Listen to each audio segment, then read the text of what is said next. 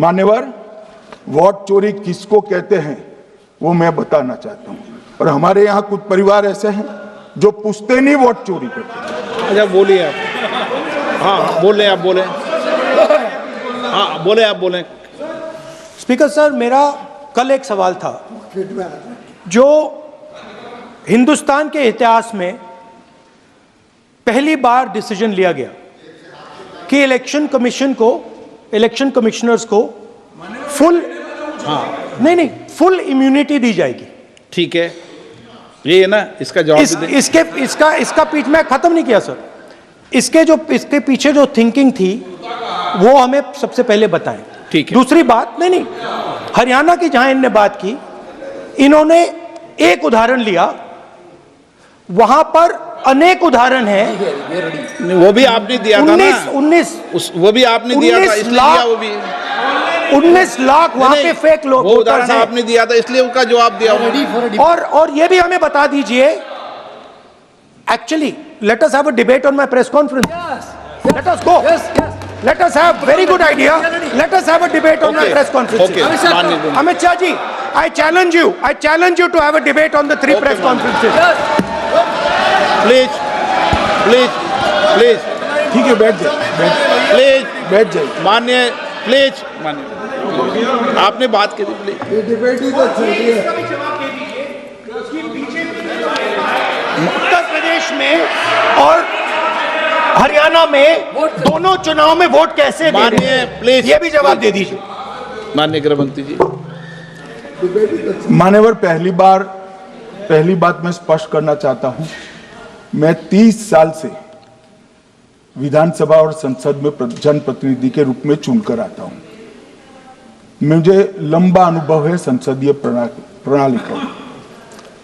विपक्ष के नेता महोदय कहते हैं कि पहले मेरी बात का आप जवाब दीजिए, मैं सुनना चाहता हूं। आपकी मुनसफी से संसद नहीं चलेगी। मेरे आप बोलने का क्रम मैं तय करूंगा, इस तरह से नहीं चलेगी संसद। मान्यवर, उनको धैर्य रखना चाहिए, मेरा जवाब सुनने का। इनकी एक एक बात का जवाब मैं दूंगा, मगर मेरे भाषण का क्रम वो तय नहीं कर सकते, मैं करूंगा, क्योंकि मैं बोल रहा हूं।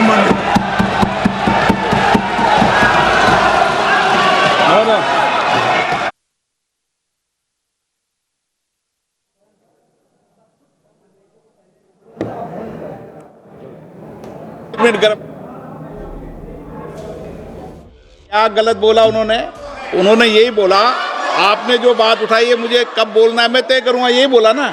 उसमें क्यों उत्तेजित हो रहे हो आप? हाँ, आपके 2-2 मिनट में खड़े होने से थोड़ी जवाब देते रहेंगे। नो माननीय गृह मंत्री, नहीं हो सकता। मैं आपको फिर मौका दूंगा, आपको।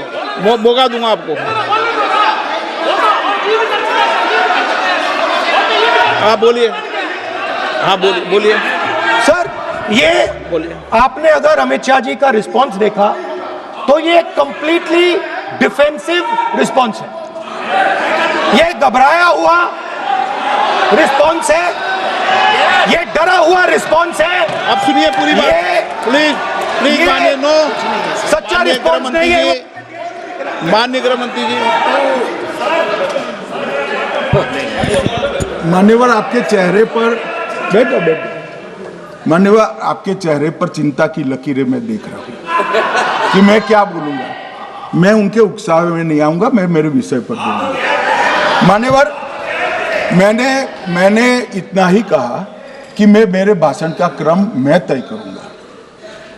मेरे भाषण का पहले क्या बोलना, बाद में क्या बोलना, मैं तय करूंगा। और मैं मानता हूं कि हर एक वक्ता का ये अधिकार है, उनका भी है, मेरा भी है।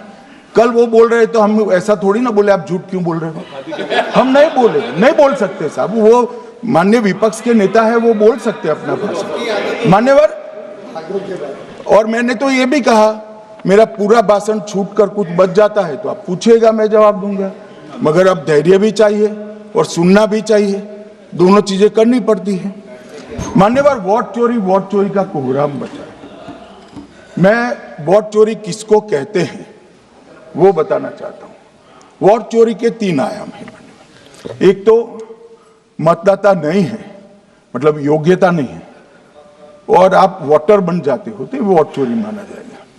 दूसरा, आप गलत प्रकार से चुनाव जीतते हो तो वोट चोरी माना जाएगा। और तीसरा, जनादेश को डिफाई करते हो, मतलब वोट के विपरीत आप कोई पद प्राप्त कर लेते हो तो भी एक प्रकार से वोट चोरी होता है। अरे सुनो ना, क्यों जल्दबाजी करते हो मानिकम, क्यों? अब मैं 3 वोट चोरी की घटनाएं बताना चाहता हूं। सबसे पहली घटना हुई, आजादी के बाद देश का प्रधानमंत्री तय करना था। तय कौन करना था? तो उस वक्त के जितने प्रांत थे, इसके कांग्रेस के अध्यक्षों ने, उनके एक एक वोट से तय होना था। अब 28 वोट श्री सरदार पटेल को मिले और 2 वोट जवाहरलाल नेहरू जी को मिले।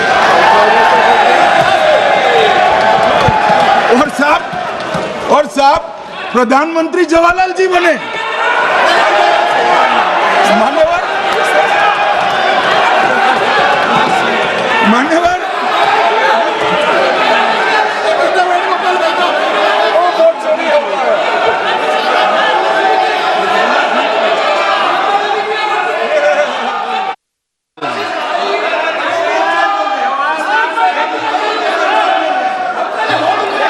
प्लीज, माननीय गृह मंत्री जी, माननीय गृह मंत्री जी,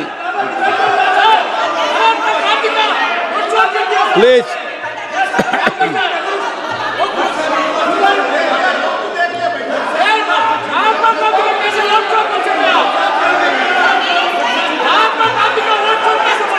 बैठो बैठो, बैठिए माने, प्लीज प्लीज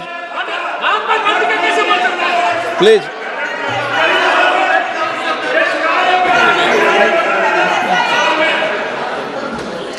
मान्यवर, दूसरी, प्लीज बैठिए बैठिए माननीय सदस्य, प्लीज, हर बार नहीं उठते, बैठिए।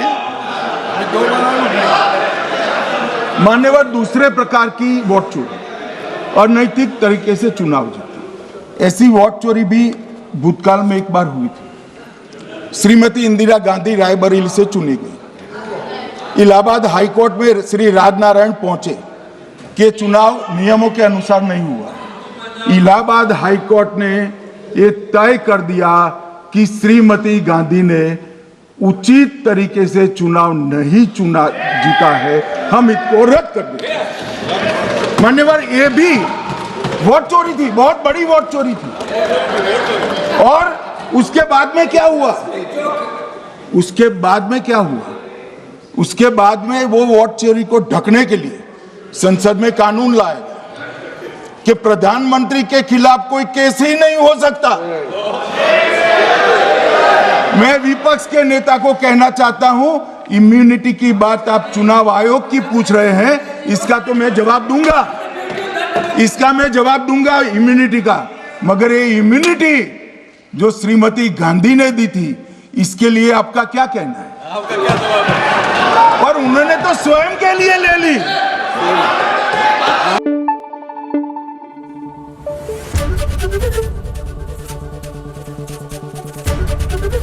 एबीपी न्यूज आपको रखे आगे।